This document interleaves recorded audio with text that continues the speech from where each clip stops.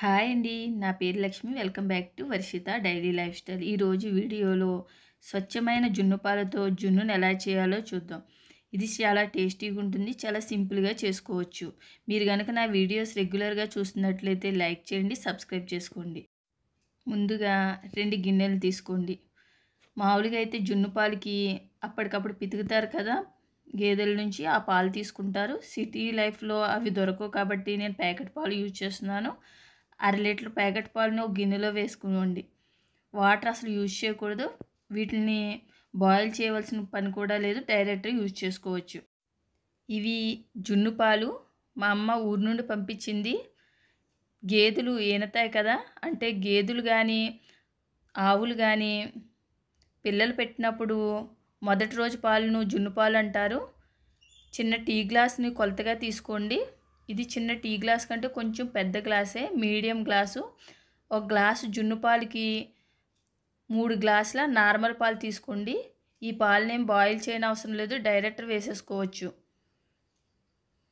అదే రెండో రోజు పాలు కానీ మూడో రోజు పాలు కానీ తీసుకుంటే గ్లాస్ జున్ను పాలకి 1 గ్లాసు నార్మల్ పాలు వేసుకోండి, లేకపోతే జున్ను అవ్వదు. ఇది మొదటి రోజు పాలే కాబట్టి గ్లాసుకు 3 గ్లాసులు వేసుకున్నాను. తర్వాత బెల్లం పొడి వేసుకోవాలి. పొడి లాంటిది వేసుకొని తొందరగా కరిగిపోతుంది. వాటర్ గ్లాస్తో 1 గ్లాస్ బెల్లం పొడి అయితే కరెక్ట్గా సరిపోతుంది. ఇలా ఒకసారి కలుపుకోండి. కరగకపోతే ఒక 5 నిమిషాలు అలా వదిలేయండి, నాని కరిగిపోతుంది. ఇలా బాగా కరిగినాక ఒకసారి బాగా కలుపుకోండి. మీకు స్వీట్ సరిపోతే ఇప్పుడు ఈ పాలు టేస్ట్ కూడా చేయొచ్చు. గ్లాసు బెల్లం పొడి అయితే కరెక్ట్గానే సరిపోతుంది. దీన్ని బెల్లంలో కానీ పాలలో కానీ ఏమైనా చెత్త ఉంటే వచ్చేస్తుంది, స్ట్రైన్ చేసుకోండి. మీరు జున్ను ఏ గిన్నెలో చేసుకోవాలనుకుంటున్నారో ఆ గిన్నెని తీసుకుని దాంట్లోకి డైరెక్ట్ స్ట్రైన్ చేసుకోండి.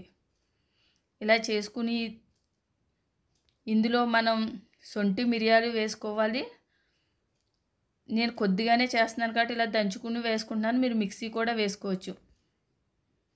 ఒక 10 మిరియాలు, చిన్న సైజు సొంటిని ఇలా దంచుకుని తీసుకోండి. మీకు ఇష్టమైతే ఇలాచీ పొడి కూడా వేసుకోవచ్చు. ముందుగా మనం పాలు బెల్లం కలిపి పెట్టుకున్నాం కదా, దాంట్లో ఇది వేసుకోండి. ఈ విధంగా చల్లుకున్నాక ఇదంతా కలిసేలాగా ఒకసారి కలుపుకోండి.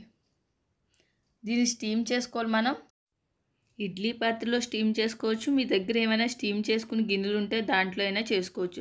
స్టవ్ వెలిగించుకుని ఇడ్లీ పాత్ర పెట్టుకుని గ్లాసున్నర వాటర్ వేసుకుని ఏదైనా ఒక ప్లేట్ని తిరగేసి పెట్టుకోండి. దీనివల్ల జున్ను పాలకి సమానంగా మంట తగిలి జున్ను బాగా ఉడుకుతుంది.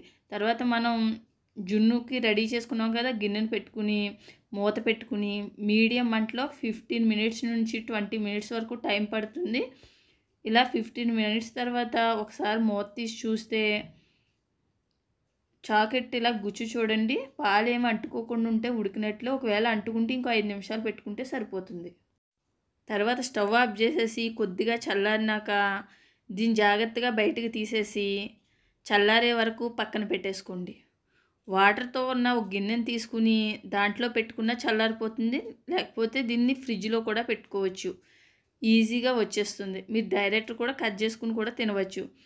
ఇది వేడివేడిగా కంటే ఫ్రిడ్జ్లో పెట్టుకుని తింటే చల్లచల్లగా చాలా బాగుంటుంది. ఒక అరగంట తర్వాత చూపిస్తున్నాను. ఇలా చాక్తో ఓపెన్ చేసుకోండి. తర్వాత ఏదైనా ప్లేట్ని కానీ కంచాన్ని కానీ దీని మీద తిరగబెట్టి టర్న్ చేసుకోండి. తర్వాత ట్యాప్ చేయండి మెల్లిగా. చాలా ఈజీగా వచ్చేస్తుంది. ఈ విధంగా స్వచ్ఛమైన పాలతో జున్ను రెడీ అయ్యింది. ఎన్ని ఇన్స్టెంట్ జున్నులు చేసుకున్నా ఈ జున్ను టేస్ట్ అయితే వాటికి రాదు. అంతేనండి. ఈ వీడియో మీకు నచ్చినట్లయితే లైక్, షేర్, సబ్స్క్రైబ్ చేసుకోండి. సబ్స్క్రైబ్ తప్పకుండా చేయండి. Thank you for watching. Bye bye.